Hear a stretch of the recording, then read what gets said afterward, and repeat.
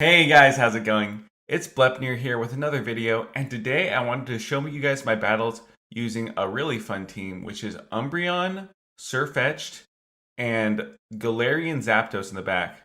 For those of you who don't know, Galarian Zapdos is actually one of my favorite Pokemon. It's such a cool Pokemon, it walls so many things. I would say it's probably the best closer in the meta right now. And if you can set it up to close correctly, you can just sweep entire teams with the Galarian Zapdos. So let's see how this team does. So first off, we have Umbreon into Sableye. This is a good lead. The Sableye has to throw a return and then a foul play to take me out. I'm probably going to let this go because this is just a foul play. They did not farm up to the return. You know, these are very early season battles. Sometimes these mistakes happen. And then I farm up to 100 energy. I throw this first Dark Pulse. They're gonna no shield that, and now they're actually gonna die to this next Dark Pulse. This is why I use Dark Pulse, is to kill things nice and cleanly here. Like two foul plays would not quite take out this Sableye, so they have to use a shield there. And then I am gonna shield because this is enough for the return. Yeah, and they throw the return, so there was no reason for them to throw the foul play first, without farming up to the return. Because now I'm in a good spot. I let the foul play go. I shield up the return. And then I'm going to safe swap. And the reason why is because Sirfetch'd with Brave Bird just has so many things that it can force shields out of. Like, the Tropius is going to die here if it does not shield. It's a very bulky Tropius. Boom! Goes down. That was like 85% of its health right there. And that is a good game. So next up we have Umbreon into Golbat. This is the place we absolutely want to see the Golbat is in the lead versus the Umbreon. And they're going to actually switch. They switch into Walrein, and this is fine. I'm going to chip the Walrein with this Dark Pulse, and then I'm going to switch into the Sirfetch'd. And Sirfetch'd will be able to take one Icicle Spear. And they did not farm up. Once again, if they farmed up to the Earthquake, I would have to respect the Earthquake. But the Icicle Spear I can easily tank. And then I'm going to farm all the way down. And this is a good spot because I have the Brave Bird loaded. Once again, I can Brave Bird something here. And so Golbat has to shield this. This is going to kill the Golbat. And they don't shield. Once again, boom! Look at that, 90% of that Golbat's health. And then the Medicham comes in. I have two Pokemon left. I have two very healthy Pokemon. There's no way that Medicham is going to sweep both of these Pokemon. Umbreon has a pretty good two shield matchup with the Medicham, except they have Power Punch. So now, what I have to do now is I need to catch a Power Up Punch, and if I do two Snarls, I should be able to catch the Power Up Punch here. So I'm going to go 1, 2. I'm going to catch here, and that's because they're at 5 counters now. They throw the Power Punch. This is going to do pretty much nothing to this Galarian Zapdos. Galarian Zapdos is very squishy, but Power Up Punch is such a weak move that I can... You see, in these earlier matches, I was using Brave Bird on the Galarian Zapdos. I later switched to Close Combat, just because Close Combat is a little bit of a cheaper move, and usually Ancient Power for the Flyers and Close Combat for everything else is enough coverage. The reason why this team is so good is because the two fighters in the back, despite both being fighting types, have very different coverages. They both have counter as the fast move, but they have 4 different typings for the charge moves. We have a grass type move, we have a flying type move, we have a rock type move, and we have a fighting type move. And that's why I like this team so much, is because of the variety of the charge moves in the back. So here we have to shield up this Moonblast. We can just go straight Dark Pulse here, and eventually they're going to have to shield before we do. Because I get to this next Dark Pulse before they reach their next Moonblast. And now they have to shield. I don't think I'm going to shield this next Moonblast. But let's see if I do. Let's see. It is the Moonblast. So I'm going to switch. And the reason why I switched to the Zapdos is because I'm confident that Zapdos can counter down the Altaria. The Sirfetch'd doesn't hit quite as hard as the Galarian Zapdos. So, and now at this point, you're going to watch Galarian Zapdos absolutely go off. Because they're going to let this go. They let this go, and they have another steel type in the back. I saw a lot of teams like this, and at this point, I've won the game because I just outpaced them. I outpaced them to 2 close combats here.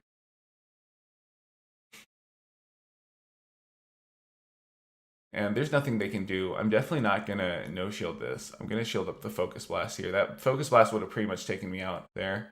Probably would have actually taken me out. Even undebuffed, the Focus Blast is about 50% to the Galarian ZAPDOS. And I was debuffed there, so it would have definitely taken me out. Here we have Umbreon into Beedrill. This is an okay lead. The Beedrill has to use a shield if it wants to win this. If I had Psychic, this would be a much better matchup. So they throw a Fell Stinger here. And that's okay, because Fell Stinger doesn't do that much. And I'm going to actually go into my Zapdos in order to scare them into switching. But to my surprise, they actually don't switch here. They throw another Fell Stinger, and now I'm going to get a shield. So at this point, yes, they're going to counter me, not counter, they're going to Poison Jab me down, but I have a shield advantage. I can go back into the Umbreon. One Dark Pulse is going to take out the Beedrill from this range. So they'll have to shield if they want to keep the Beedrill alive. And let's see if they decide to use their second shield here. They're going to be 2 shields down. And then they might go for the Drill Run and take me out, which would be scary. But no, this is just the Fell Stinger.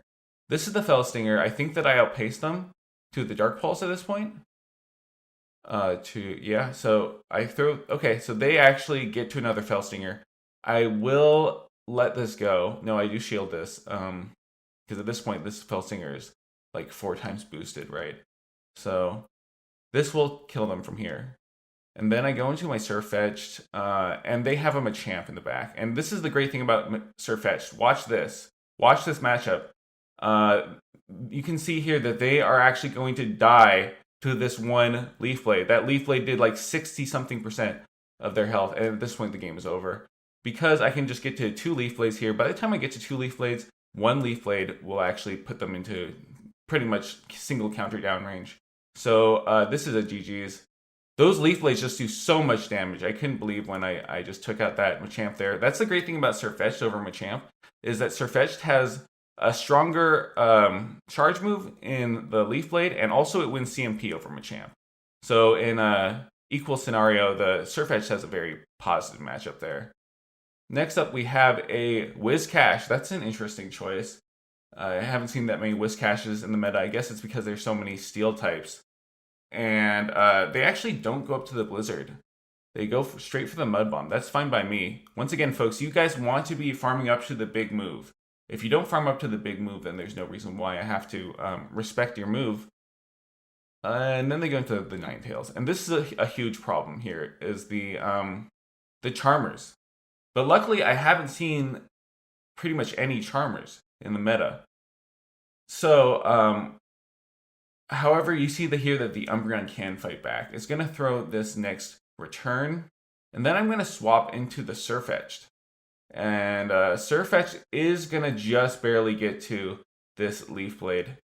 It's a close thing. It's a really close thing. The Surfetched is so glassy that it's almost... You can basically charm it all the way down before it reaches a move. Luckily, it just barely reaches that Leaf Blade. And then I go into the Galarian Zapdos, and once again, it's time for Galarian Zapdos to sweep. It's time for the sweep.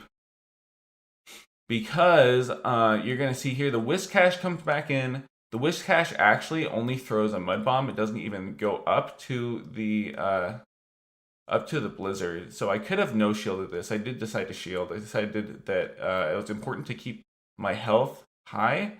And then I just go for the Ancient Power. No need to go for the close combat. The Ancient Power takes them out. I get the boost here, and that is huge because they have a Knockdown in the back. You're going to see how much this boosted Ancient Power does to the Knockdown. It's a lot of damage. It's a lot. It's boom! That's a lot of damage. That's like 65, 70%, I think, of their health. And then I take them out. So the boost was really fortunate there. I could have also won by taking that Mud Bomb and over-farming. But either way, it worked out for me. So next up, we have the Galarian Stunfisk. And they are not farming up to the big move. Once again, you got to farm up to the Earthquake here if you want me to respect the move. but I will take the Rock Slide. And now next, I think that they actually do farm up to the Earthquake. So let's see what they want to do. I'm going to start raining down these Dark Pulses. That does like 25% of their health. And then I catch this next move. I catch the Earthquake here. I was counting. I know that they're at the Earthquake. They throw the Earthquake. Still does a lot of damage. Still does not a lot of double resisted damage to the Zapdos, but very satisfying to catch. This is just the Dark Pulse. It's not going to put me into farm down range. Not even close. The Foul Play even. Foul Play does nothing. So now I go for the close combat before they reach the next Foul Play. They have to shield this if they want to get off their next move. And I also shield, I think? Or am I just going to let this go? Yeah, no need to shield. And they go for the Last Resort for some reason. No need to shield because I can just go into my Surfetched and farm all the way down. And we're going to have to see what they want to do. I think I do shield this, right? No, it's just the Foul Play. I let that go. And I get to a Brave Bird versus the Pelipper. This is going to do a lot of damage. They're going to shield this. They do not shield. So that is game over. I already almost have 2 Dark Pulses on my Umbreon. And at this point, yeah, they had to shield up the Brave Bird for sure. Because Galarian Stunfisk is just going to be taken out here by the combined efforts of the Umbreon and the Surfetched. The Umbreon is still so healthy as well. I think I'll probably shield this. Or maybe not.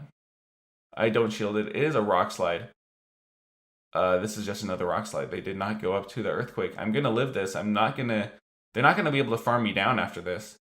So this is so over at this point that I can just go straight back into the Surfetched, counter down the Pelipper, or I can just go for the Dark Pulse. Yeah, so I'm going to no shield this. I'm just going to counter down with the Surfetched. There's no reason to shield up the Umbreon here because Surfetched is still healthy enough, and I can shield once. I can take down this Pelipper, and that is a good game.